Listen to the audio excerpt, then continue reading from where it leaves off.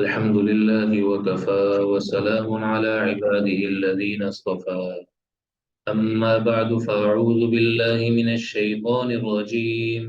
بسم الله الرحمن الرحيم. يا أيها الذين آمنوا اتقوا الله وكونوا مع الصادقين. صدق الله العظيم. سبحان ربك رب العزة عما يصفون وسلام على المرسلين والحمد لله رب العالمين. اللهم صل على محمد وعلى آل محمد كما صليت على إبراهيم وعلى آل إبراهيم إنك حميد مجيد. اللهم بارك على محمد وعلى آل محمد كما باركت على إبراهيم وعلى آل إبراهيم إنك حميد مجيد. پھر محترم دوستوں اور بزرگوں، اللہ تعالیٰ ایمان والوں کو قرآن کریم میں حکم دے رہے ہیں کہ اللہ والوں کے ساتھ دنیا کی زندگی جڑ کر گزارو، اس لیے کہ دنیا کے اندر ہم دیکھتے ہیں کہ جو چھوٹا اپنے سے بڑے کے ساتھ جڑ کر اور وابستہ ہو کر زندگی گزارتا ہے تو اسے ناکامی کا سامنا نہیں کرنا پڑتا،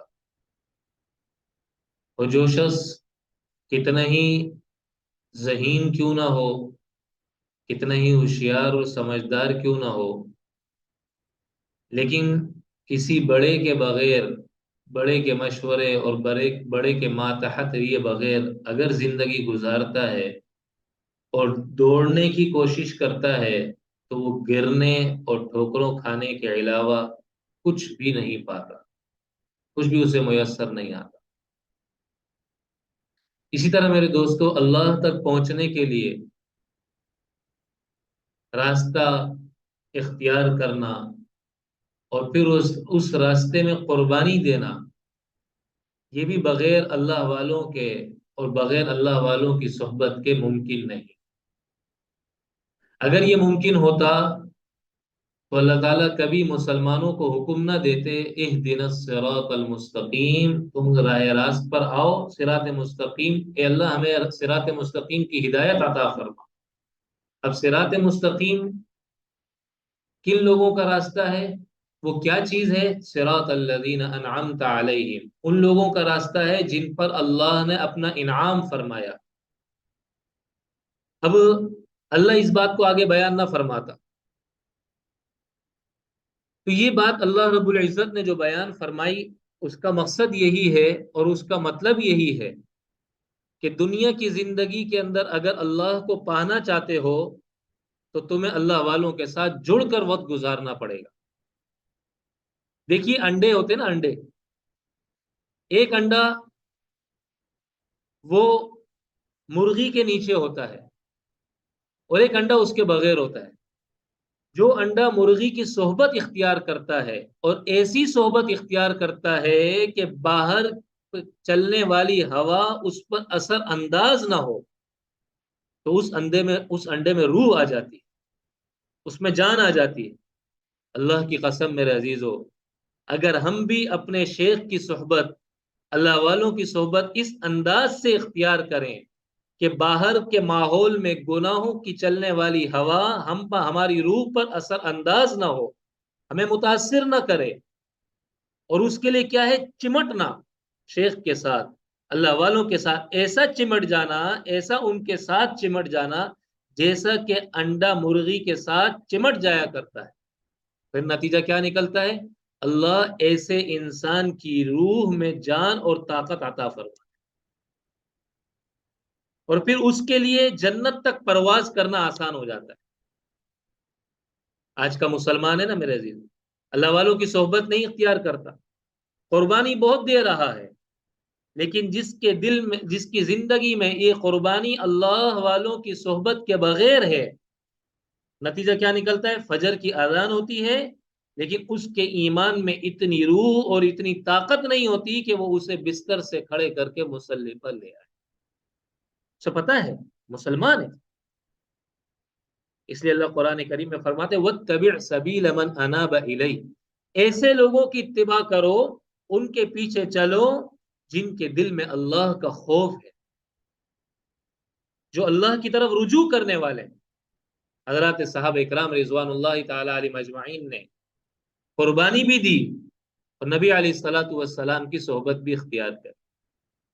تو نتیجہ کیا نکلا کہ اللہ نے انہیں امت کا کیا، پوری کائنات کی انسانیت میں بہترین انبیاء علیہ الصلوۃ والسلام کے بعد انسان قرار دیا کہ اس سے پہلے اور ان کے بعد ایسے لوگ زمین اب نہیں دیکھی، دھرتی پہ ایسے لوگ نہیں آئیں گے. کتنی قربانی دی حضرت ابوبکر صدیق رضی اللہ تعالیٰ عنہ اللہ. ایک مرتبہ آپ کو مشرکین مکہ نے پکڑا اور ایسا مارا کہ تم دین کی بات کرتے ہو، شریعت کی بات کرتے ہو، اسلام کی بات کرتے ہو، کہ آپ کی ناک اور یہ گال برابر ہو گئے تھے، اتنا سجا دیا تھا. اور حال یہ تھا کہ آپ کے سر پہ ہاتھ پھیرتے تو بال آپ کے جو پھیرنے والا انگلی لگانے والا ہوتا اس کی انگلی پہ ہاتھ چپک جایا کرتے، تو بال چپک جایا کرتے. اتنا منہ سجا دیا تھا آپ کا. پھر آپ کے قبیلے کے کچھ لوگ آئے تو انہوں نے آپ کو چھوڑ دیا. لیکن جیسے ہی آپ کو ہوش آیا تو فوراً سوال کیا محمد الرسول اللہ صلی اللہ علیہ وسلم، کیونکہ یقین تھا نا کہ میں اللہ تک پہنچ ہی نہیں سکوں گا نبی علیہ الصلوۃ والسلام کے بغیر، نبی علیہ الصلوۃ والسلام کی صحبت کے بغیر، نبی علیہ الصلوۃ والسلام کا دامن تھامے بغیر. اس کے اللہ قرآن اب نبی علیہ الصلوۃ والسلام تو ہے نہیں، تو اللہ قرآن میں کیا فرماتا ہے وَأَطِيعُوا اللَّهَ وَأَطِيعُوا الرَّسُولَ وَأُولِي الْأَمْرِ مِنكُمْ. تم اللہ کی اطاعت کرو، اللہ کے نبی کی اطاعت کرو، وَأُولِي الْأَمْرِ مِنكُمْ، اور تم میں جو بڑے ہیں ان کی اطاعت کرو. یعنی جن کی زندگی میں اللہ اور اللہ کے نبی کی اطاعت ہے، تم اللہ اور اللہ کے نبی تک پہنچنے کے لیے ان کی اطاعت ضرور کرو. اگر یہ چیز اس زمانے میں ناممکن ہوتی نا تو اللہ کبھی قرآن کریم میں اس کا حکم نہ دیتا. نماز پڑھنا مسلمان کے لیے ممکن ہے، اللہ نے قیامت تک کے لیے مسلمانوں کے لیے اس کا حکم دیا. اللہ والوں کی صحبت اختیار کرنا مسلمانوں کے لیے ممکن ہے، اس لیے اللہ حکم دے رہے ہیں کہ قیامت کی صبح تک بھی تمہیں وہ اللہ والے مل سکتے ہیں جن کی اتباع کر کے تم مجھ تک پہنچ سکتے. اور یہ جو ذہنوں میں بات آتی ہے نا تو وہ زمانہ نہیں رہا، اب تو ویسے اللہ والے نہیں رہے. شاہ عبد القادر جیلانی جیسے اللہ والے نہیں رہے، حسن بصری جیسے اللہ والے نہیں رہے. اگر حسن بصری، شاہ عبد القادر جیلانی، رابعہ بصریہ جیسے اللہ والے نہیں رہے تو ان کے زمانے جیسے میں اور آپ بھی تو نہیں رہے. ان کے زمانے جیسے لوگ جیسے تھے اس جیسے میں اور آپ بھی تو نہیں. ہم ان کے زمانے جیسے لوگ بن جائیں، اللہ تعالیٰ خود حسن بصری جیسے لوگ ہمارے سامنے. دنیا کی کس چیز میں ملاوٹ نہیں ہے؟ مفتی شفیع صاحب رحمۃ اللہ علیہ نے لکھا ہے آٹے میں ملاوٹ ہے تو آٹا کھانا چھوڑ دیں گے کیا؟ پانی میں ملاوٹ ہے تو پانی پینا چھوڑ دیں گے کیا؟ کس چیز میں ملاوٹ نہیں، لیکن استعمال کر رہے ہیں نا، پیار کرتے ہیں، انسان لیتا ہے، زندگی گزار رہا ہے. تو میرے عزیزو، اللہ والوں کی صحبت کے بغیر انسان کتنی ہی قربانی دے دے، کتنا ہی مجاہدہ کر لے، اور کتنا ہی انسان اس راہ کے اندر اپنے آپ کو تھکا دے، لیکن اللہ تک نہیں پہنچ سکتا، اللہ تک نہیں پہنچ سکتا. کیونکہ قرآن کریم کہتا ہے ہدی للمتقین، یہ قرآن ہر آدمی کے لیے ہدایت کی کتاب نہیں ہے، صرف ان لوگوں کے لیے ہے جن کی زندگی میں تقویٰ ہے. اور تقویٰ انسان کو اللہ کب عطا کرے گا؟ جب انسان تقوی والوں کے ساتھ اٹھنے بیٹھنے کا اہتمام کرے. کیونکہ خربوزے کو دیکھ کر خربوزہ رنگ پکڑتا ہے. جیسے لوگوں کے ساتھ بیٹھے گا غیر شعوری طور پر انسان کے دل اور دماغ اور مزاج اور طبیعت کے اندر وہ چیز آ جائے گی۔ انسان کو اللہ تعالیٰ نے بنایا نا، آگ، پانی، مٹی، ہوا۔ اب انسان کی جو عنصر ہیں، عناصر اربع جسے کہتے ہیں، چار چیزوں کے مجموعے سے انسان کو اللہ نے بنایا۔ اب آپ دیکھیے، پانی ہے، پانی کو آپ فریج میں رکھ دیں تو ٹھنڈا ہو جائے، ڈی فریزر میں رکھ دیں، جس سانچے میں ڈالیں گے اس سانچے کی برف بن جائے گی، اور اسی پانی کو آپ باہر رکھ دیں دھوپ کے اندر تو یہ پگھل جائے۔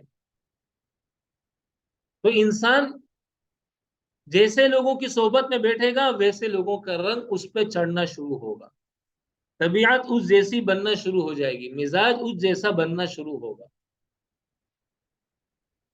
فطرت کے اندر وہ چیز آنا شروع ہو جائے گی۔ چنانچہ میرے عزیزو، ایک وقت تھا، اللہ قرآن کریم میں ذکر فرما رہے وَتَحْسَبُهُمْ أَيْقَاظًا وَنَحْنُ نَقُصُّ عَلَيْكَ نَبَأَهُمْ بِالْحَقِّ إِنَّهُمْ فِتْيَةٌ آمَنُوا بِرَبِّهِمْ وَزِدْنَاهُمْ هُدًى۔ ایک وقت تھا، کچھ لوگ تھے کہ نبی پر ایمان لے کر آئے، انہوں نے اللہ کی معرفت حاصل کی، اللہ کی پہچان حاصل کی۔ بادشاہ وقت کو پتہ چلا، اس نے یہ سوچا کہ میں ان کو سزا دوں، انہوں نے اپنے ایمان کی حفاظت کے خاطر ہجرت شروع کی۔ وَتَحْسَبُهُمْ أَيْقَاظًا وَهُمْ رُقُودٌ وَرَبَطْنَا عَلَى قُلُوبِهِمْ إِذْ قَامُوا فَقَالُوا رَبُّنَا رَبُّ السَّمَاوَاتِ وَالْأَرْضِ لَن نَّدْعُوَ مِن دُونِهِ إِلَٰهًا لَّقَدْ قُلْنَا إِذًا شَطَطًا۔ چنانچہ وہ چلے وہاں سے اور ایک غار میں جا کر پناہ لے لی۔ قرآن کریم ان کو نام دیتا ہے اصحاب کہف کا۔ جب یہ جا رہے تھے تو ان کے ساتھ ایک کتا بھی ہو گیا۔ یہ غار میں کئی سینکڑوں سال آرام کرتے رہے۔ جو شخص ان کی طرف آتا، کتا ان کی چوکیداری کے لیے ایسے بیٹھا ہوا تھا جیسے کہ کوئی خطرناک قسم کا کتا چوکیداری کے لیے مبعوث ہو اور باقاعدہ ٹریننگ یافتہ ہو۔ ایک تو اس سے خوف کھاتے وہ لوگ، دوسرا ان کی شکل و صورت دیکھ کر ایسا لگتا کہ یہ لوگ جاگ رہے ہیں، اور یہ کروٹیں بھی بدل رہے ہوتے تھے۔ دھوپ کا، ہوا کا اللہ نے ایسا سسٹم رکھا تھا کہ ان کے جسم کو تکلیف نہ ہو اور ان کی کھال خراب نہ ہو، یہ سڑے نہیں۔ بہرحال کئی سال یہ اس انداز سے انہوں نے نیند کے اندر گزار دی۔ اس کے بعد جب ان کی آنکھ کھلی کہ باہر نکلے تو پتہ چلا کہ یہ تو کئی سینکڑوں سال گزر چکے ہمارے اس طرح سوئے ہوئے وقت کو۔ حکومت چینج ہو گئی، بہت وقت میں زمانے میں تبدیلی، کرنسی میں تبدیلی، بہت کچھ تبدیل ہو گیا، لیکن ان کی عمر کو اللہ نے ٹھہرا دیا تھا، ان کی عمر رک گئی تھی۔ جس طرح ہم کھانا بناتے ہیں، کھانا بنانے کے بعد جو کھانا بچ جائے اسے فریج میں رکھ دیتے تو وہ کیا ہو جاتا ہے، رک جاتی ہے، اس کی عمر خراب ہونے کی طرف وہ نہیں بڑھتا، وہ رک جاتا۔ تو اس طرح اللہ تعالیٰ نے ان کی عمر کو روک دیا تھا۔ چنانچہ پھر اس کے بعد یہ ہوا کہ نبی علیہ الصلوۃ والسلام نے فرمایا کہ اللہ تعالیٰ قیامت والے دن اصحاب کہف کے کتے کو ان اہل ایمان کی صحبت اختیار کرنے کی بدولت جنت میں ان کے ساتھ داخل کرے۔ ایک کتا ہے نا، کیسا جانور ہے، کتنا ناپاک جانور، ہماری شریعت میں اس کے لیے کیا حکم ہے،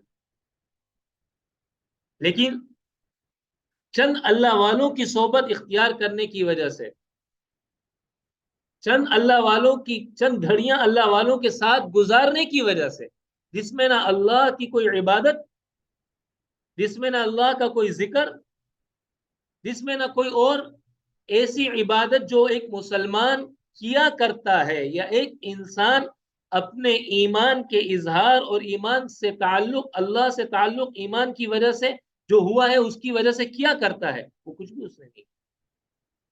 اس کے بعد بھی کیا ہوا، نبی علیہ الصلوۃ والسلام نے فرمایا کہ یہ جانور ہونے کے باوجود اور اتنا غلیظ جانور ہونے کے باوجود یہ کل قیامت والے دن اللہ اسے جنت کے اندر تو قیامت میں اللہ اسے جنت.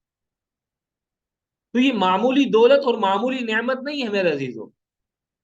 آج کے زمانے میں اس بات کا احساس ہی ختم ہو چکا ہے، اہتمام ہی مٹ چکا ہے، اہتمام ہی مٹ چکا ہے، احساس ہی ختم ہو چکا. حضرت مولانا رشید احمد گنگوہی رحمۃ اللہ علیہ، بہت اللہ نے بڑا علم دیا، بہت علم دیا تھا. اتنا علم دیا تھا کہ ان کے علم اور ان کی ہوشیاری اور سمجھداری کی اگر قدردان اس وقت کے لوگ ہوتے تو باقاعدہ ان کے نام سے اکیڈمیاں بنائی جاتی. اتنا اللہ نے ان کو فراست اور اتنا اللہ نے ان کو علم دیا.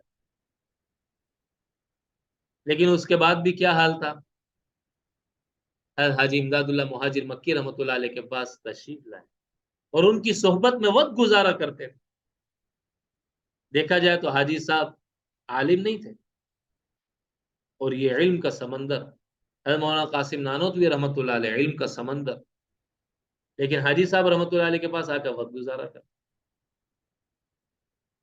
حضرت شیخ الاسلام مفتی محمد تقی عثمانی صاحب، علم کا سمندر ہے. لیکن ڈاکٹر عبدالحی عارفی رحمۃ اللہ علیہ جو عالم نہیں ہے، ان کے پاس آ کے وقت گزارا، اپنی تربیت کا وقت وہاں پر گزارا.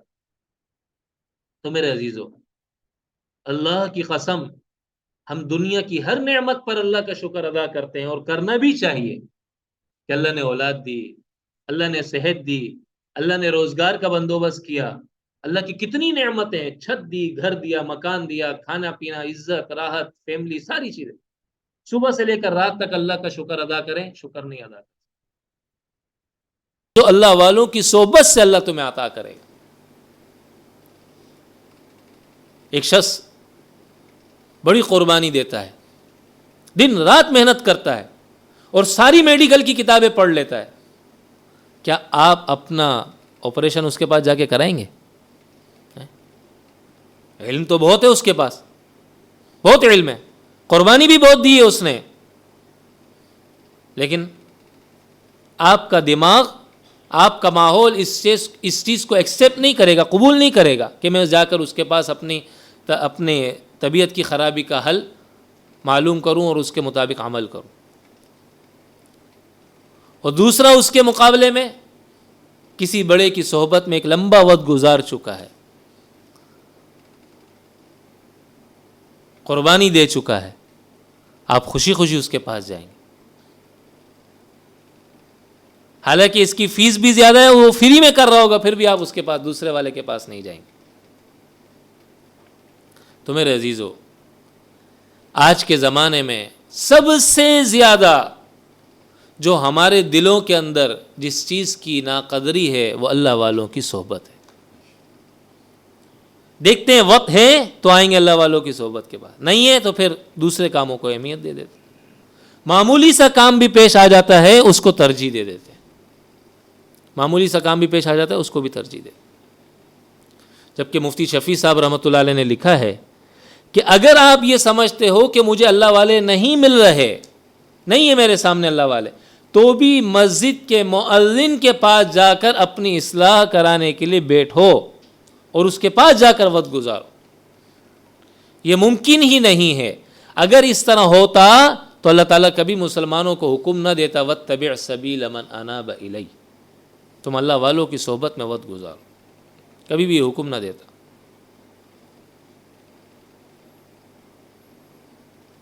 کیونکہ اللہ تعالیٰ نے اسی چیز کا حکم دیا ہے جس چیز کا وجود ممکن ہے، جس چیز کا وجود ممکن ہے. کیونکہ اللہ کو معلوم تھا اور اللہ کو پتہ ہے کہ انسان ماحول سے متاثر ہو جائے گا. اب آپ دیکھیے اس کی دنیاوی ایک مثال میں آپ کو دوں. پھول ہوتا ہے نا، گلاب کا پھول ہے، کتنا خوبصورت ہوتا ہے، کیسا چمک رہا ہوتا ہے، اس کا کلر، اس کی لالی، اس کا گلابی پن اس میں کتنا چمک رہا ہوتا ہے اور کتنا وہ مہک رہا ہوتا ہے. لیکن اس پھول کو آپ اس کے درخت سے جدا کر دیں، اس پھول کو آپ اس کے درخت سے جدا کر دیں، نتیجہ کیا نکلے گا؟ کچھ وقت کے بعد وہ مرجھا جائے گا، اس کی خوشبو بھی چلی جائے گی، اس کا رنگ بھی پھیکا پڑ جائے گا، اور اس کی طاقت بھی ختم ہو جائے گی۔ نماز کا کتنا ہی شوق، عبادت کا کتنا ہی جذبہ ایک مسلمان کے دل میں کیوں نہ ہو، لیکن وقت کے ساتھ ساتھ اگر اللہ والے کی صحبت اس نے اختیار نہیں کی، کسی بڑے کے سائے میں نہیں پل رہا اور پھول رہا ہے، تو وہ ایک وقت آئے گا کہ یہ اس کی مہک مرجھا جائے گی، اور یہ اس کا حسن، عبادت کا حسن ختم ہو جائے گا، عبادت کا حسن ختم ہو جائے گا۔ حضرت مولانا رومی رحمۃ اللہ علیہ نے یہاں تک لکھا ہے، درخت کی وفاداری دیکھو، اس کی شاخوں کی اس کے ساتھ وفاداری دیکھو، کہ کوئی شخص آتا ہے ایک شاخ کو توڑتا ہے، اس کو توڑنے کے بعد اس سے بانسری بناتا ہے، اور پھر وہ اس کے اندر پھونک مارتا ہے تو اس سے آواز آنا شروع ہو جاتی ہے، تو تم سمجھتے ہو کہ یہ کوئی بانسری بج رہی ہے اور یہ کوئی سر بن رہا ہے، حقیقت ایسی نہیں ہے، بلکہ یہ شاخ رو رہی ہے اس بات پر کہ مجھے میرے بڑے سے الگ کر دیا گیا ہے، یہ اس کی چیخیں مار رہی ہے، یہ اس کی چیخیں مار رہی ہے۔ لیکن انسان ہے میرے عزیزو، اتنا اپنے آپ کو سمجھدار سمجھتا ہے، اتنا ہوشیار سمجھتا ہے، اور شیطان اس کو ایسا چکر میں پھنساتا ہے، ایسا الجھاتا ہے، اور ایسا بے وقوف بنانے کی کوشش کرتا ہے کہ میرے دوستو، انسان کو احساس نہیں ہوتا کہ وہ اپنے بڑوں سے الگ ہو جایا کرتا ہے، بڑوں سے الگ ہو جائے گا۔ حضرت امام ابو حنیفہ رحمۃ اللہ علیہ کو اللہ نے کتنا علم دیا تھا، کتنی فہم و فراست عطا فرمائی تھی۔ امام مالک رحمۃ اللہ علیہ فرماتے ہیں کہ ابو حنیفہ اگر کہہ دے کہ یہ سامنے بنا ہوا پلر جو کہ ہم نے خود بنایا، یہ ہمیں معلوم ہے، یقین ہے، ہم قسم کھا سکتے ہیں کہ یہ لکڑی کا ہے یا پتھر کا ہے، ابو حنیفہ کہتا ہے کہ نہیں یہ سونے کا ہے، تو ابو حنیفہ کے پاس وہ اللہ نے فراست اور علم اور دلائل کی مہارت دی ہے کہ یہ اس کو سونے کا ثابت کر سکتا ہے، اس لیے فرمایا کرتے تھے یہ امام اعظم ہے، یہ امام اعظم ہے۔ اس کے باوجود بھی آپ مستقل اپنے شیخ حماد کے پاس جایا کرتے اور اپنی اصلاح کی فکر کیا کرتے تھے، اپنی اصلاح کی فکر کیا کرتے۔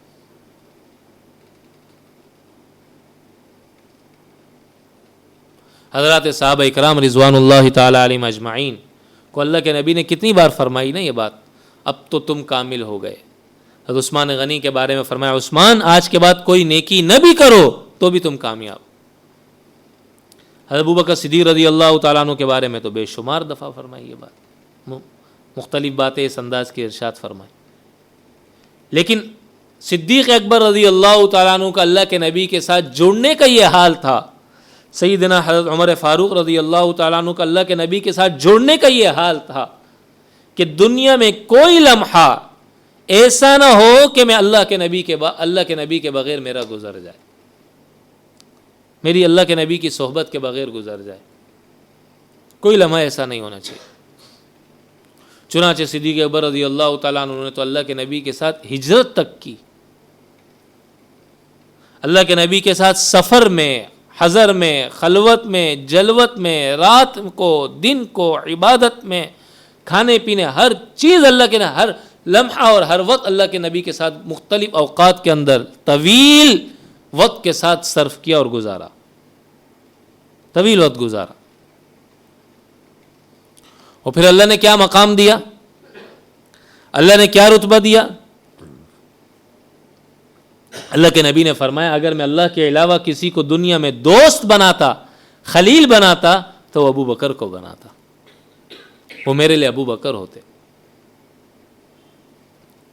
اور اگر میرے بعد کسی نبی کو اللہ نے مقرر کرنا ہوتا تو وہ عمر ہوتے، لو کان بعدی نبیا لکان عمر، وہ عمر ہوتے۔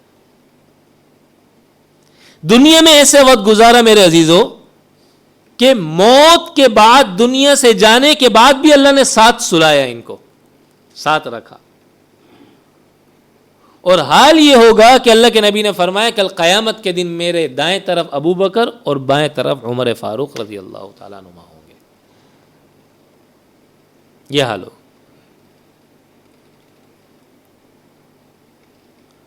صحبت اتنی لازمی چیز ہے.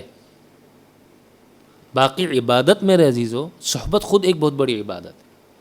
صحابہ کرام رضوان اللہ تعالیٰ علیہم اجمعین کو جب اللہ کے نبی نے فرمایا نا کہ جو دنیا میں جس سے المرء مع من احب، جو دنیا میں جس سے محبت کرے گا قیامت میں اللہ اس کو اسی کے ساتھ اٹھائیں گے، تو صحابہ فرماتے ہیں کہ جب ہم نے یہ بات سنی تو ہمارے خوشی کی انتہا نہ رہی، کیونکہ ہماری نمازوں پہ پتہ نہیں ہمیں یقین شک ہے ہمیں کامیاب کر سکیں گی کہ نہیں کر سکیں، روزے ہمارے اس قابل ہیں کہ نہیں ہیں، ہماری عبادتیں اس قابل ہیں کہ نہیں ہیں. لیکن اللہ کی قسم ہم اللہ کے نبی سے محبت میں اتنے مخلص ہیں اور اتنے سچے ہیں، اگر قیامت کے دن اس وجہ سے مغفرت کا اعلان کیا جائے اور اس وجہ سے اللہ کے نبی کے ساتھ ہمارا حشر کیا جائے کہ ہم اللہ کے نبی سے محبت کرتے ہیں، تو ہمیں 100% یقین ہے کہ ہم مکمل طور پر کامیاب ہوں گے. ہماری ناکامی بالکل نہیں ہو سکتی. ہمیں اس بات کا یقین، ہم ناکام نہیں ہو سکتے.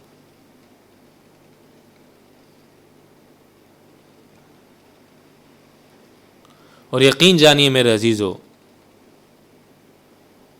جیسے جیسا وقت گزر رہا ہے نا ویسے ویسے اعمال کے اندر، ایمان کے اندر اگر کمزوری بھی آ جائے تو اللہ کے نبی کا ارشاد ہے کہ اس میں معافی بھی ہے آپ کے لیے اور ہمارے لیے. ایک مرتبہ آپ علیہ الصلوۃ والسلام نے فرمایا میرا جی چاہتا ہے میں اپنے بھائیوں کو دیکھوں. صحابہ نے کہا سنا ہم آپ کے بھائی نہیں؟ فرمایا نہیں، تم تو میرے صحابی ہو، میرے بھائی وہ ہوں گے جو تمہارے بعد آئیں گے اور مجھے بن دیکھے مجھ پر ایمان لے کر آئیں گے.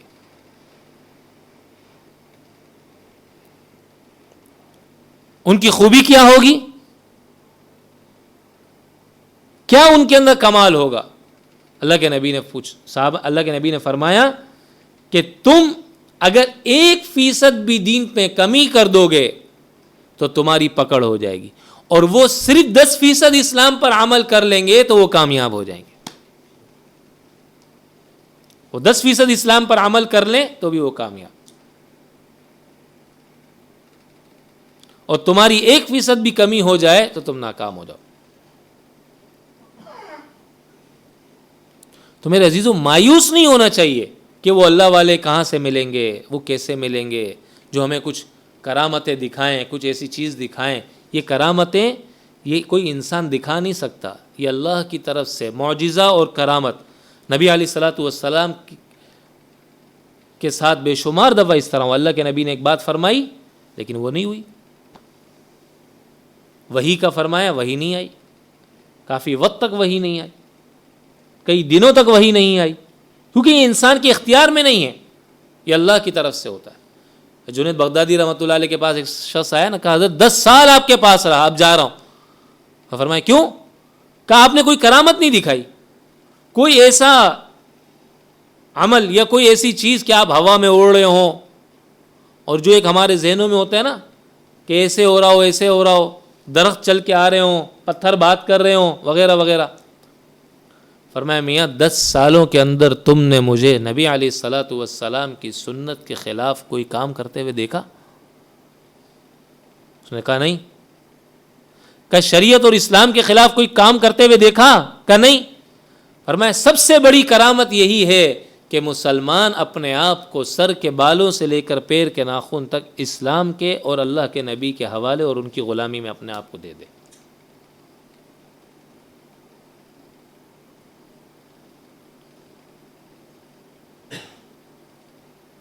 مکمل طور پر اپنے آپ کو حوالے کر دے.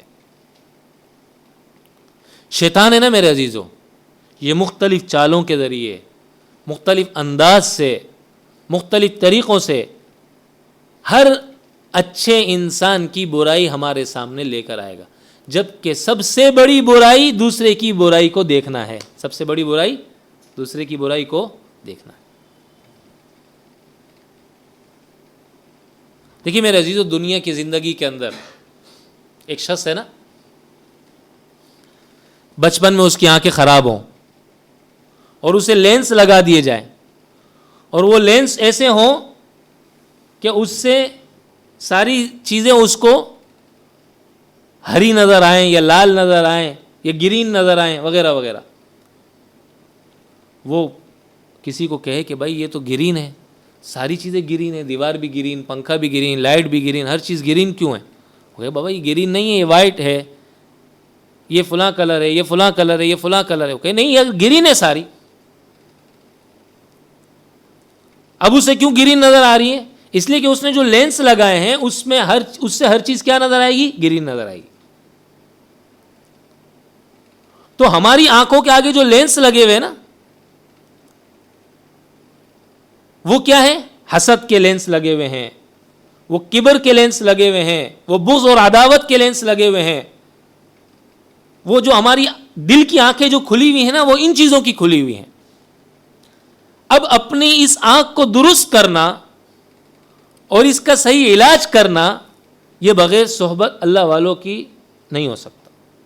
بلکہ میرے عزیزو، اگر انسان یہ کام کرے کہ خود ہوشیار بن کر اپنا علاج شروع کر دے، کتابیں پڑھ کر، تو اور گمراہ ہو جائے گا. اسی طرح خود قرآن پڑھ کر تفسیر سمجھنے کی کوشش، تفسیر بنانے کی کوشش کرے، ترجمہ پڑھ کے تفسیر بنانے کی کوشش کرے، نبی علیہ الصلاۃ والسلام کی حدیثیں پڑھ کر ترجمہ اور اس کی تشریح بنانے کی کوشش کرے، تو وہ سوائے گمراہی کے اور کسی چیز تک نہیں پہنچے. کیونکہ اس کو سب سے پہلے تو یہاں اپنی آنکھوں کے لینس کو چینج کرنا پڑے گا، تاکہ اسے دوسروں کی اچھائی نظر آنا شروع ہو، تاکہ اسے دوسروں کی اچھائی نظر آنا شروع. ایک بزرگ فرماتے ہیں نا کہ میں ایک مرتبہ ایک جگہ گیا، ایک وقت تھا کہ اللہ والوں کی صحبت کا بہت اہتمام تھا اور لوگوں کے دلوں میں اس کی بڑی قدر تھی. حبیب ابن عابد فرماتے ہیں میں بصرہ گیا، دخلت البصرہ فَإِذَا أَسْوَاقُهَا مُغْلِقَةٌ وَسِكَكُهَا خَالِيَةٌ. جب میں وہاں پر گیا تو سارا بازار بند پڑا تھا. میں نے کہا بھائی کیا بات ہے، تمہارا بازار بند ہے، تمہاری گلیاں خالی اور ویران ہیں، کیا وجہ ہے؟ اعندکم عید لا اعرفہ، کیا تمہارے یہاں آج کوئی عید ہے؟ کیا کوئی خوشی کا فنکشن ہے تمہارے؟ کیونکہ آج سب کچھ تم نے بند کر کے رکھا ہوا ہے، کیا وجہ ہے؟ تو لوگوں نے جواب دیا، جو چند لوگ وہاں پر چل رہے تھے، آنا جانا کر رہے تھے. اب جیسے ہمارے زمانے میں پوچھیں تو وہی ہڑتال ہے، اس لیے مارکیٹیں بند ہیں، سڑکیں اس لیے سنسان ہیں، دھرنا چل رہا ہے اس لیے لوگ نکل نہیں رہے، خوف زدہ ہیں. وہاں کیا وجہ تھی؟ یا کرونا میں جیسے کہتے تھے بھائی لاک ڈاؤن لگا ہوا ہے، وہاں کیا وجہ تھی؟ کہ بصرہ کے اندر بازار بند پڑا ہوا ہے، گلیاں خالی ہیں، آخر وجہ کیا ہے؟ تو جب ان سے سوال کیا کیا تمہارے یہاں عید ہے؟ نے کہا نہیں، لا ولکن الحسن البصری فی الجامع یعظ الناس. حسن بصری رحمۃ اللہ علیہ ہمارے یہاں جامع مسجد میں آئے ہوئے ہیں اور لوگوں کو نصیحتیں کر رہے ہیں، اور لوگوں کی دلچسپی کا حال یہ ہے کہ جو دکان پہ بیٹھا ہوا تھا اس کو پتہ چلا تو اس نے دکان بند کی اور فوراً مسجد کی طرف دوڑا. جو گلی میں نکلا ہوا تھا سامان خریدنے کے لیے، سب کچھ ذہن کو آگے پیچھے کر کے فوراً حسن بصری کی صحبت میں چلا گیا کہ یہاں سے جو مجھے مال ملے گا، یہاں سے جو مجھے سامان ملے گا، وہ دنیا کی کسی مارکیٹ اور منڈی میں نہیں مل سکتا، کیونکہ یہاں سے میرا خریدا ہوا سامان مجھے جنت تک پہنچا دے گا، مجھے آخرت کی کامیابی دلا دے گا، مجھے وہاں کی راحت ملا دے گا، مجھے وہاں کی کامیابی ملا دے گا. اتنا لوگوں کے دلوں میں اہتمام تھا. اور میرے عزیزو دیکھیے، دنیا کے اندر ہم باہر جاتے ہیں نا، ہم اچھا سا لباس پہن کر جائیں، باہر نکلتے ہیں، شام کو آتے ہیں، پھر اگلے دن لباس چینج کر دیتے ہیں. کیوں؟ بھائی کپڑے میلے ہو گئے. اتنے اچھے صاف ستھرے کپڑے آپ نے الماری سے نکالے تھے، کیوں میلے ہو گئے؟ اب کیا کریں؟ میلے ہو گئے، چلو بھائی اس کو بھیجو. اب یہ جا رہے ہیں دھلنے کے لیے دھوبی کے پاس، تو ہم بھی باہر نکلتے ہیں، مسجد سے باہر نکلے، بازار میں گئے، آگے پیچھے گئے، روح پر دھبے آ جاتے ہیں، غفلت کے دھبے آ جاتے ہیں، گناہ کے دھبے آ جاتے ہیں، بدنظری کا دھبا آ جاتا ہے، غیبت کا دھبا آ جاتا ہے. اب کیا کریں؟ آؤ بھائی اللہ والوں کی صحبت میں. اب جس طرح دھوبی کپڑے کو مار مار کر یا مشین میں گھما گھما کے صاف ستھرا کرتا ہے، اسی طرح میرے عزیزو ہمیں بھی اپنے نفس کو اسی طرح سختیاں اور اسی طریقے سے قربانی دے اور مجاہدہ کروا کے اللہ والوں کی صحبت میں لے کر گھمانا پڑے گا اور ارد گرد گھومنا پڑے گا اللہ والوں کی صحبت کے، تب جا کر ہماری روح اجلی اور صاف ستھری رہے گی، ورنہ خراب ہو جائے. گاڑی کو بھی بھیجتے ہیں نا بھائی، جاؤ کر اس کی سروس کروا کے لے آؤ، گندی ہو گئی ہے، آئل چینج کرا دو، پیٹرول ختم ہو گیا ہے پیٹرول ڈلوا لو. اللہ والوں کی صحبت میں آئے یہ ساری چیزیں تبدیل ہو جاتی. موبائل استعمال کرتے ہیں، چارجنگ ختم ہو گئی، بھائی چارج کر لو. اللہ والوں کی صحبت میں آتے ہیں، چارج ہو جاتے ہیں، نئے سرے سے شوق پیدا ہوتا ہے، عبادت کا جذبہ پیدا ہوتا ہے، اہتمام کے ساتھ استقامت کے ساتھ عبادت کے کرنے کا، اللہ کو پانے. تو میرے عزیزو شعبان کا مہینہ بہت قیمتی مہینہ ہے. اس میں صرف اور صرف قربانی یہی نہ ہو کہ ہم عبادت کر لیں، کچھ دعائیں کر لیں، بلکہ عبادت کی قربانی، دعاؤں کی قربانی، مجاہدہ، اللہ تک پہنچنے کے، اللہ کے راستے کی قربانی، جو راستے اللہ تک جاتے ہیں اس میں جو ہم قربانیاں دے رہے ہیں یہ کسی اللہ والے کے ساتھ مل کر ہو. تو قربانی میں کوئی کمی رہ جائے گی تو بھی کیا ہوگا، جہاں اللہ والا پہنچے گا وہاں ہم بھی پہنچ جائیں. ایک جہاز ہوتا ہے نا میرے عزیزو، جہاز اڑ رہا ہو، اس میں آگے بزنس کلاس کی سیٹیں ہوتی ہیں اور پیچھے نارمل سیٹیں ہوتی ہیں. ٹرین چل رہی ہے، ایک وی آئی پی ڈبہ ہے، اے سی والا ہے، بزنس کلاس ڈبہ ہے، اس کی سیٹیں ہیں، اور ایک جو ہے وہ عام سی سیٹیں اس میں لگی ہوئی ہیں. لوکل ڈبہ لگا ہوا ہے، اس میں عام سی سیٹیں ہیں، لیکن وہ انجن کے ساتھ جڑا ہوا ہے، اسی انجن کے ساتھ جس انجن کے ساتھ بزنس کلاس کے ڈبے لگے ہوئے ہیں. تو کیا یہ بزنس کلاس والے اور یہ جب اسی انجن کے ساتھ جڑے ہوئے ہوں گے اور یہ سارے کے سارے لاہور کی طرف جا رہے ہوں گے تو کیا یہ لوکل کلاس والا ڈبہ بھی لاہور پہنچے گا کہ نہیں پہنچے گا؟ اس کے مسافر بھی لاہور پہنچیں گے کہ نہیں پہنچیں گے؟ تو میرے عزیزوں ہم کیسے ہی لوکل کلاس کے کیوں نہ ہوں، اللہ والوں کے ساتھ جڑ جائیں گے تو جب یہ جنت میں چلے جائیں گے تو ان کے ساتھ ساتھ ہم بھی جنت میں ان کے بہانے چلے جائیں گے. یہ جب وہاں پر منزل پہ پہنچیں گے جہاں اللہ کے نبی ہوں گے، جہاں حضرات صحابہ اکرام رضوان اللہ تعالی علیہم اجمعین ہوں گے، جہاں دوسرے بڑے بڑے اللہ والے ہوں گے، جب یہ وہاں تک پہنچیں گے ہمارے ان کے جوڑنے کی وجہ سے اللہ تعالی ہمیں بھی وہاں تک پہنچا دے. اور یاد رکھیے میرے عزیزو، یہ تقوی انسان کے پاس کتنا ہی زیادہ کیوں نہ ہو، لیکن اللہ والوں کی صحبت اگر نہیں ہوگی تو یہ تقوی کی دولت انسان کی ضائع ہو جائے. قرآن کریم میں اللہ اسی لیے فرمانے اتقوا اللہ وکونوا مع الصادقین، کیونکہ مع الصادقین کے بغیر یہ تقوی کی دولت رہ نہیں سکتی. آپ اپنی زندگی میں اگر دیکھیں تو بہت لوگ ایسے آپ کو شاید ہو سکتا ہے اپنی زندگی میں نظر آئیں کہ ایک وقت تھا کہ ان کی عبادت، آپ کو ان کی عبادت پہ رشک آیا کرتا ہوگا، اور آج وہ وقت ہے کہ ان کا مسجد کی طرف آنا تو دور کی بات، دیکھنا بھی نہیں ہوتا. وہ مسجد کی طرف دیکھتے بھی نہیں.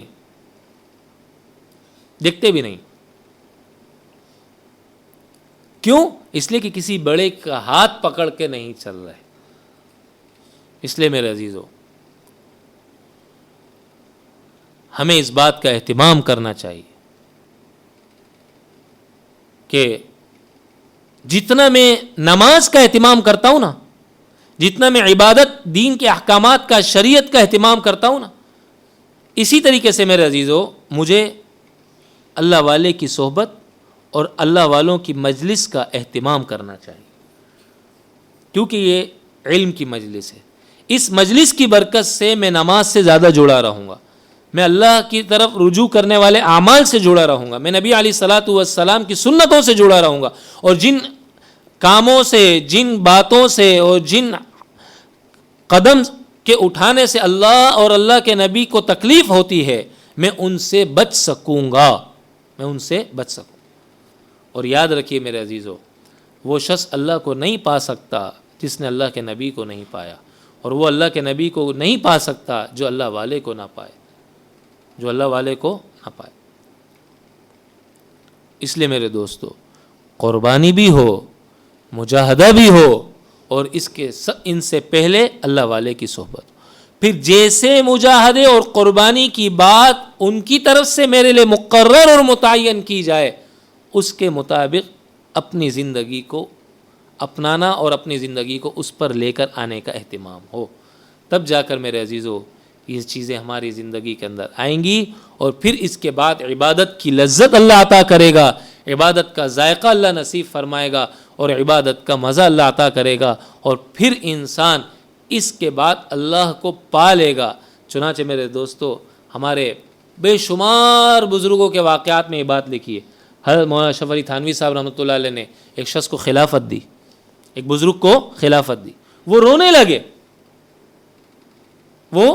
لگے، کہ کیوں رو رہے ہو بھائی؟ ان کے دل کے اندر یہ بات آئی، کہیں ایسا تو نہیں کہ اب میری ترقی رک جائے، پہلے میں حضرت کے ساتھ جڑا ہوا تھا، جڑ کے چلنے کا اہتمام کرتا تھا، اب حضرت نے مجھے ذمہ داری دے دی، اب میرا حضرت کے پاس آنا جانا کم ہو جائے گا تو میری ترقی رک جائے گی۔ حالانکہ وہ اتنا حضرت کے پاس آئے کہ حضرت کو اتنا اعتماد ہو گیا ان کے اوپر کہ میاں اب تم اپنے علاقے میں جا کر کام شروع کرو، تو پھر بھی پریشان۔ اب میرا جو حضرت کے پاس آنے جانے کا معاملہ کم ہو جائے گا، ایسا نہ ہو کہ میری ترقی رک جائے۔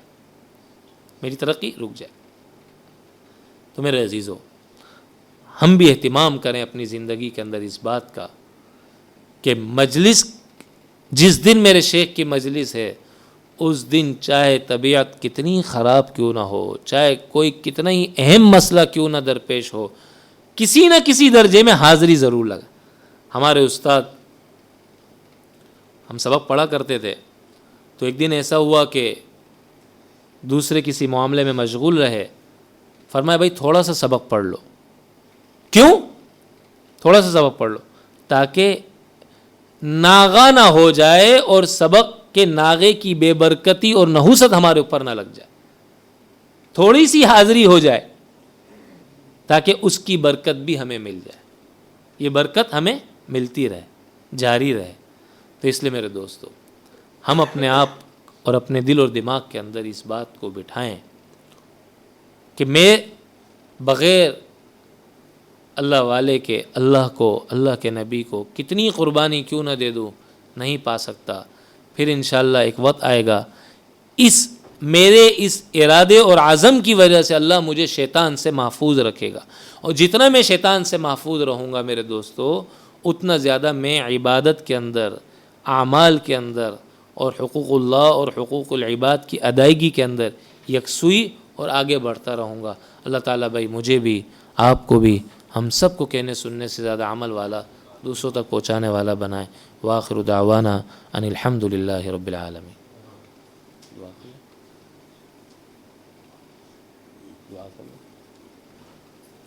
الحمد للہ رب العالمین، جزا اللہ عنا محمد ما هو آلہ صلی اللہ علیہ وسلم۔ یا ارحم الراحمین، یا ارحم الراحمین، ہم سب کے تمام کبیرہ صغیرہ گناہوں کو معاف فرما دیجیے۔ اے اللہ ہم سب کو ایمان والی، اعمال صالحہ والی زندگی نصیب فرما دیجیے۔ اے اللہ اپنی خاص رضا اور اے اللہ اپنے خاص تعلق والے اعمال کرنے کی توفیق نصیب فرما دیجیے۔ جن اعمال سے آپ کی محبت ملتی ہے، ان اعمال کی محبت اور ان اعمال کے کرنے کی توفیق نصیب فرما دیجیے۔ اے اللہ ہمارے شیخ کی عمر میں زندگی میں نعمتوں میں برکت نصیب فرما دیجئے۔ اے اللہ ہر تکلیف سے مکمل نجات نصیب فرما دیجئے۔ اے اللہ مکمل بیماری کو ختم فرما دیجئے۔ اے اللہ کمزوری کو ختم فرما دیجئے، ہمت اور قوت اور طاقت نصیب فرما دیجئے۔ اے اللہ محض اپنے فضل و کرم سے ماحول کو سازگار بنا دیجئے، ہواؤں کو موافق بنا دیجئے۔ مولا کریم رکاوٹوں کو ختم فرما دیجئے، ہمارے شیخ کے فیض کو عام فرما دیجئے۔ ہم سب کو اے اللہ مجاہدے اور قربانی کے ساتھ ساتھ شیخ کی صحبت والی زندگی عطا فرما دیجئے، اور اے اللہ شیخ کی مجالس کا اہتمام کرنے کی توفیق نصیب فرما دیجئے۔ اے اللہ جن اسباب سے شیخ کے مجالس سے انسان کی محرومی ہوتی ہے ان اسباب محرومی سے ہماری حفاظت فرما دیجئے۔ جن صفات قبولیات سے اللہ انسان شیخ کی صحبت سے بھرپور فیضیاب ہو سکتا ہے اور اس کا اہتمام کر سکتا ہے، ان تمام صفات سے ہم سب کو مالا مال فرما دیجئے۔ ہم سب کے دل اور دماغ کو ہر گناہ کی گندگی سے پاک صاف فرما دیجئے۔ اے اللہ ماہ شعبان کی قدردانی اور اعمال سے آباد کرنے کی توفیق نصیب فرما دیجئے۔ ماہ رمضان کی قدردانی کی توفیق نصیب فرما دیجئے۔ اے اللہ محض اپنے فضل و کرم سے ماہ شعبان اور ماہ رمضان کے ایک ایک لمحے کی اللہ ایک ایک لمحے میں غفلت سے ہماری حفاظت فرما دیجئے۔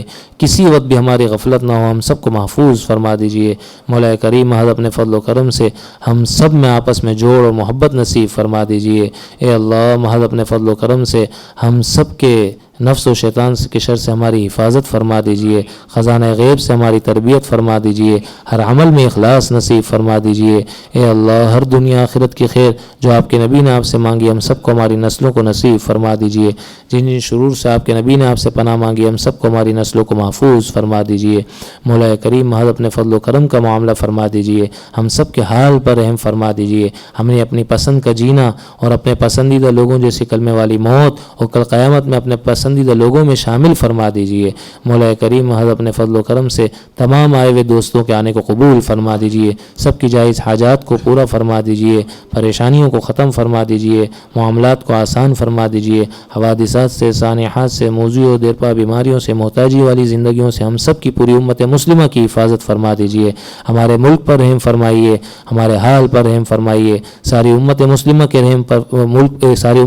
کے حال پر رحم فرما دیجئے، سب کو تمام چھوٹی بڑی پریشانیوں سے نجات نصیب فرما دیجئے۔